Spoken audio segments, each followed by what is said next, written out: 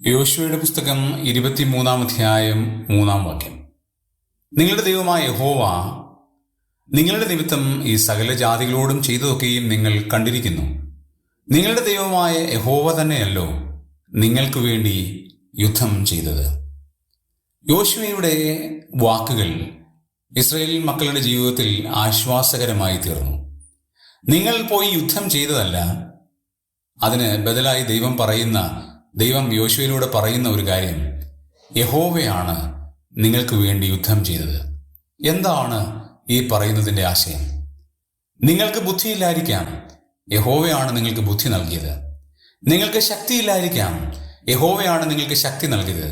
നിങ്ങൾക്ക് സാമർഥ്യമില്ലായിരിക്കാം, യഹോവയാണ് നിങ്ങൾക്ക് സാമർഥ്യം നൽകിയത്. നിങ്ങൾക്ക് ശൂരത്വമില്ലായിരിക്കാം, യഹോവയാണ് നിങ്ങൾക്ക് ശൂരത്വം നൽകിയത്. നിങ്ങൾക്ക് യുദ്ധതന്ത്രങ്ങൾ അറിവില്ലായിരിക്കാം, യഹോവയാണ് നിങ്ങളെ യുദ്ധതന്ത്രങ്ങൾ പഠിപ്പിച്ചത്. അങ്ങനെയാണെങ്കിൽ യഹോവയാണ് നിങ്ങൾക്ക് വേണ്ടി യുദ്ധം ചെയ്തത്. നിങ്ങളല്ല, നിങ്ങൾ വെറുതെ നിന്നതേ ഉള്ളൂ. ദൈവം നിങ്ങൾക്കെല്ലാം അനുകൂലമാക്കി നൽകി. നമ്മുടെ വ്യക്തിപരമായ ജീവിതത്തിൽ തിരിഞ്ഞു നോക്കിയാൽ നമ്മൾ വെറുതെ നിന്നതേ അല്ല ഉള്ളൂ. ദൈവമല്ലേ നമുക്ക് വേണ്ടി എല്ലാം ചെയ്തത്. ആകയാൽ ദൈവം ചെയ്ത എല്ലാ കാര്യങ്ങളെയും ഓർത്ത് ദൈവത്തോട് നമുക്ക് നന്ദി പറയുകയും ദൈവത്തെ മഹത്വപ്പെടുത്തുകയും ചെയ്യാം.